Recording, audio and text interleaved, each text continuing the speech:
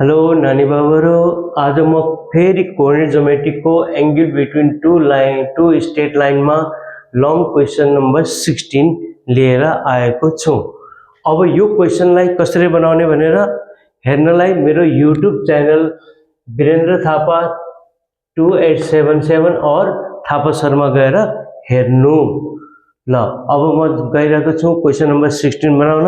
अब यो क्वेसनले पहिले के भनेको छ यसलाई हेर है त।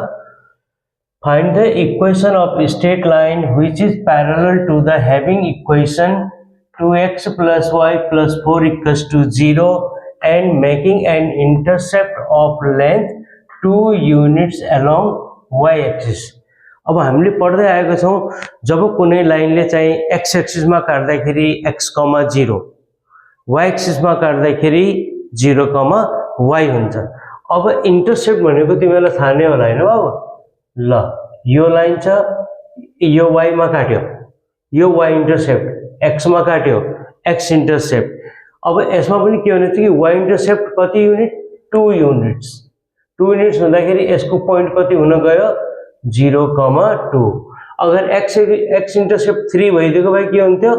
यसको कोअर्डिनेट कति हुन्थ्यो? 3, 0। यो पॉइंट को कोअर्डिनेट हो, यो पॉइंट को कोअर्डिनेट हो। अब यसमा के भन्छ? Making an intercept length 2 units along y axis भन्दाखेरि y एक्सिस लाई मात्र काटेको। अब यो 2 युनिट भन्ने बित्तिकै कुन भयो? 0, 2 भयो। भयो कि भएन? हो, यो कुरा याद गर्नु। पॉइंट छैन भनेर नसोच्नु कि पॉइंट चाहिँ हाम्रो कुन हो? 0, 2। ल अब यसलाई कसरी बनाउने हेर्दै जाऊ है त। Solution here. अब पहिले दिएको लाइनलाई हेर, दिएको इक्वेसन कुन दिएको छ? द गिवन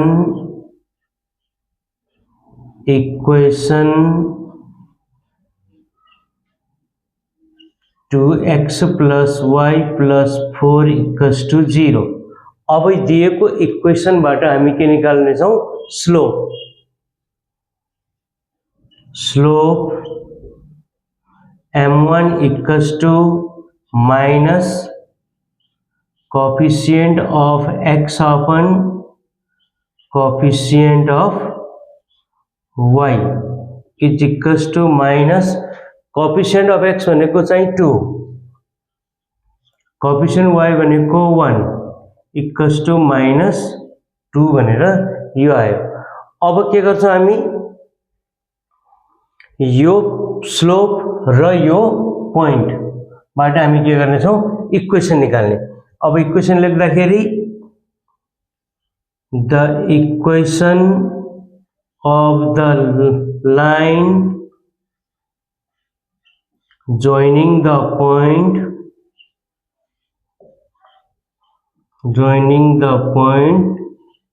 अब point कुन हुन्थ्यो?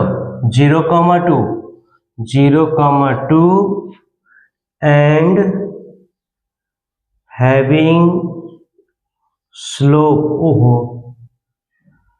एकैछिन है, having slope -2 इज। अब हेर त यो m1 आएपछि यसमा के गरौँला हामी? एउटा चाहिँ यहाँ लेख्न छुट्यो है, condition of parallel.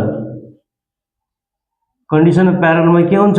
m1 equals to m2 equals to कति हुने भयो? -2। यो लेखिसकेपछि फेरि यो लेख्नु है बाबु।